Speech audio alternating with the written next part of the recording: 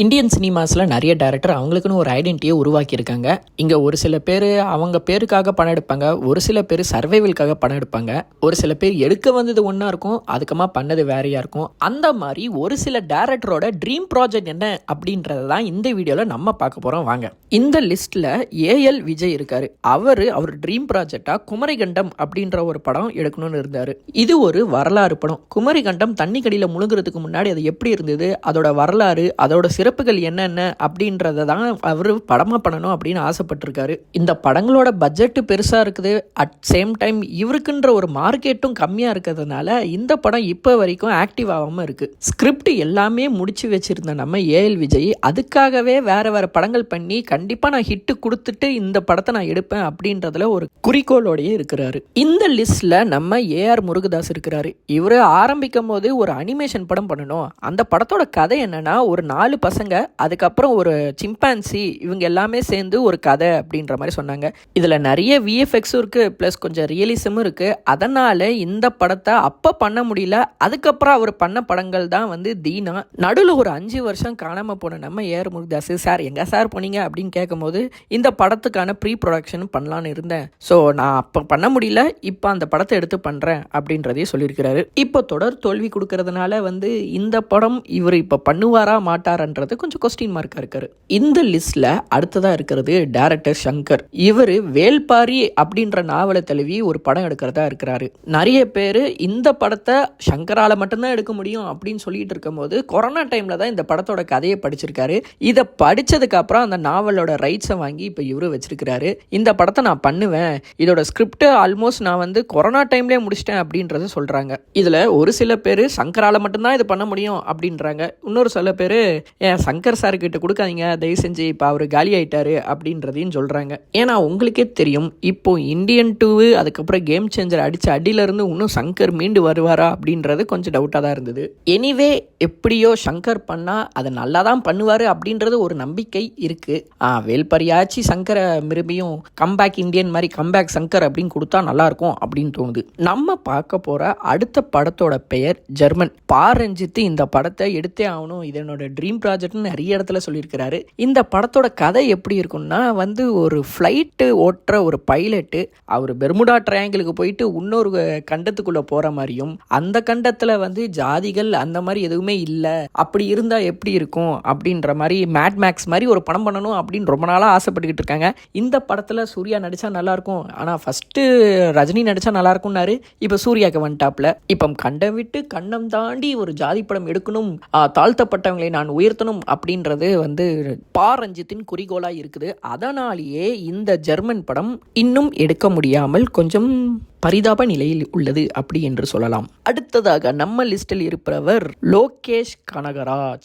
ஆமாங்க, இரும்பு கை மாயாவி சூர்யா வச்சு எடுக்கணும்னு ஆசைப்பட்டாரு. இது அவரோட பெரிய ட்ரீம் ப்ராஜெக்டாவே இருக்குது. ஏன்னா 2வது கதையாவே இதுதான் அவர் ஃபார்ம் பண்ணாரு.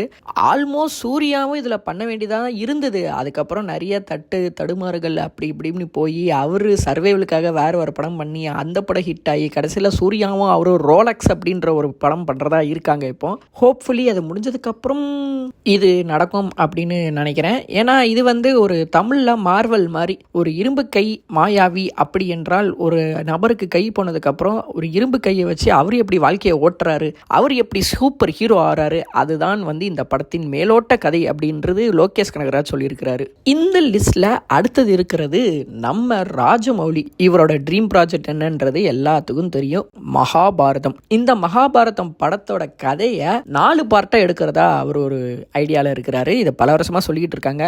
ஸோ இந்த படத்தோட கதை ஆல்மோஸ்ட் எல்லாத்துக்கும் தெரியும். இதுக்கு நிறைய ஸ்டார் கேஸ்ட் தேவைப்படுது, அதே மாதிரி பெரிய பொருள் செலவும் தேவைப்படுது. அதுக்கேற்ற மாதிரி எந்த ஸ்டார்ஸ் 6 வருஷத்துக்கு கால் ஷீட் கொடுக்க போறாங்க அப்படின்றதும் நம்மளுக்கு தெரியல. அட் சேம் டைம் ராஜமௌலியால மட்டும்தான் இந்த படத்தை பண்ண முடியும் அப்படின்றது ஊரே நம்புது, நாங்களும் நம்புறோம். ஏன்னா அவர் பெருசா பண்ண பாகுபலியே அவருக்கு ட்ரெய்லர் அப்படின்னு சொல்லியிருக்கிறாரு. அப்போ மெயின் பிக்சர் எப்படி இருக்கும் அதனாலேயே இந்த மகாபாரதம் நல்லா வரணும் அப்படின்றது ஃபேன்ஸ் மத்தியில் ஒரு ஆசை. இந்த லிஸ்டில் அடுத்ததாக இருப்பது செல்வராகவனின் 1000 ஒருவன் பார்ட் 2. 1000 ஒருவன் பார்ட் 1ன்னு வந்ததுக்கப்புறம் அப்போ யாருமே மதிக்கல. அதுக்கப்புறம் எப்படா நீங்கள் 1000 ஒருவன் பார்ட் 2 எடுப்பீங்கோ, எப்போ தான் எடுப்பீங்க அப்படின்னு சொல்லிட்டு அவரை போட்டு உயிர் எடுக்கிறாங்க. அதுக்கு டிப்ரெஷனில் போன மனுஷன் வந்து அவரே சொல்லிட்டாப்புல, இந்த மாதிரி இந்த படம் எடுக்கணும்னா அட்லீஸ்ட் ஒரு 2 வருஷமாச்சு ஹீரோஸ் வந்து எங்களுக்கு கால் ஷீட்டு கொடுக்கணும். அவங்க கால் ஷீட்டு கொடுப்பாங்களா இல்லையான்னு தெரில, அதுக்காக தான் நான் ரொம்ப வெயிட் பண்ணிக்கிட்டு இருக்கேன். எனக்கும் அந்த படம் பண்ணணும்னு ஆசை தான், ஆனால் என்ன பண்ணுறது, அப்போ அடின்னு அடிச்சிட்டிங்க, இப்போ உக்காண்டி எடுங்கடா என்னடா பண்ணுறது அப்படின்னு அவரும் டிப்ரெஷனில் சொல்லியிருக்கிறாப்புல.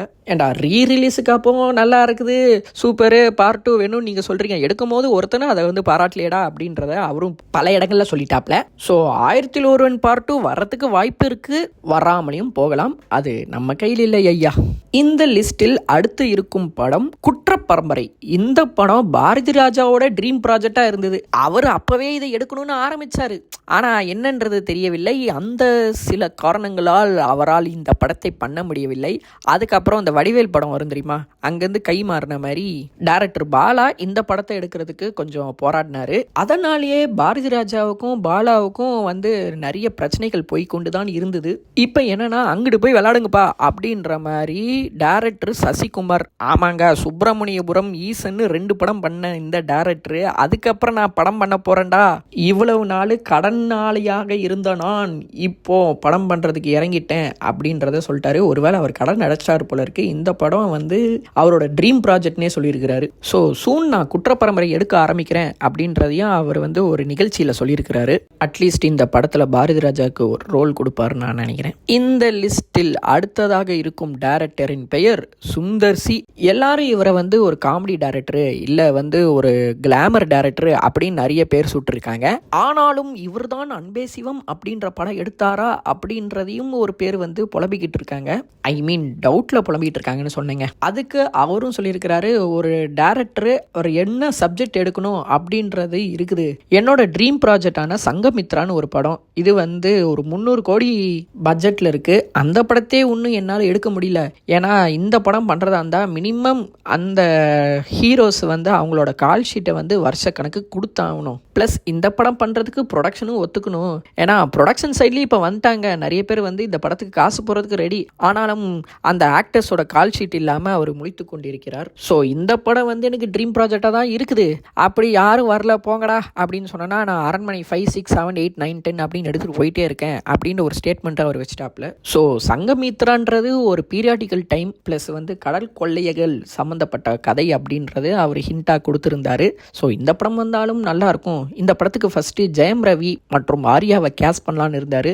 அனௌன்ஸ்மெண்ட்லாம் வந்துடுச்சு, தீஷா பட்டானிலாம் நடிக்கிறாங்க அப்படின்றத ஒரு ஸ்கெட்ச் மூலியமா வந்து ஒரு ஃபோட்டோஸ்லாம் விட்டாங்க. அதுக்கப்புறம் என்ன ஆச்சு, எந்த கற்பம்பூச்சி கண்ணு பட்டுச்சு என்று தெரியவில்லை. இந்த படம் டேக் ஆஃப் ஆகவில்லை. அதுக்கு அடுத்ததாக இந்த படம் ஏன் சார் ட்ராப் அவுட் பண்ணீங்க, அட்லீஸ்ட் ஏஐலியாச்சு இந்த படத்தை எடுத்து முடிங்க அப்படின்னு ஒரு டைரக்டர் கிட்ட நிறைய பேர் வந்து கோரிக்கை விட்டுருக்காங்க. அது யார் என்றால் டைரக்டர் கமலஹாசன். ஆமாம், எல்லாத்துக்கும் தெரிஞ்சிருக்கும், மருதநாயகம். இந்த படத்தோட டீசர் வந்து முன்னாடி வந்துச்சு. அதை பார்க்கும் போதேயோ என்னையா இது இப்படி எடுத்து வச்சிருக்கீங்க தீயா, இப்போ வரைக்கும் சிவகார்த்திகேயன்லேருந்து எல்லாருமே அதை பார்த்துட்டு வந்து அந்த சிடி அங்கே இருக்குது அதெல்லாம் நான் பார்த்தேன், அதெல்லாம் வந்து இப்போ அவர் டேக் ஆஃப் பண்ணார்னா இன்னும் சூப்பராக இருக்கும், அப்போவே இந்த மாதிரி பண்ணியிருக்கிறாரு அப்படின்ற மாதிரிலாம் நிறைய டேரக்டர் சொன்னாங்க. இப்போ கமலஹாசன் ஏஐலாம் போய் கற்றுக்கிட்டு வந்திருக்கிறாரு. அட்லீஸ்ட் இந்த படத்தை சூப்பராக வந்து எடுத்து கொடுத்துருங்க ஐயா ஆண்டவரே அப்படின்னு நிறைய பேர் வந்து கோரிக்கை விட்டுருக்காங்க. அதை நிறைவேற்றுவாரா ஆழ்வார்பேட்டை ஆண்டவா அப்படின்னு நாங்களும் கேட்குறோம். அவர் பண்ணால் நல்லா தாங்க இருக்கும். இந்த மாதிரி ஒரு செட் ஆஃப் டேரக்டர்ஸோட ட்ரீம் ப்ராஜெக்ட் பற்றி மட்டும் தான் நம்ம இங்கே பேசியிருக்கோம். உங்களுக்கு வேறு எந்த டேரக்டர் அவங்களோட ட்ரீம் ப்ராஜெக்ட் பண்ணுவாங்க அப்படின்னு நாங்கள் மிஸ் பண்ணோம் நீங்கள் நினச்சிங்கன்னா அதை கமெண்ட் பாக்ஸில் சொல்லிடுங்க. மறக்காமல் நம்ம சேனலுக்கு லைக்கு, ஷேரு, சப்ஸ்கிரைப் எல்லாமே பண்ணி வச்சுட்டு அந்த பெல் பட்டனையும் அமைக்கிட்டு போயிருங்க. பாய்.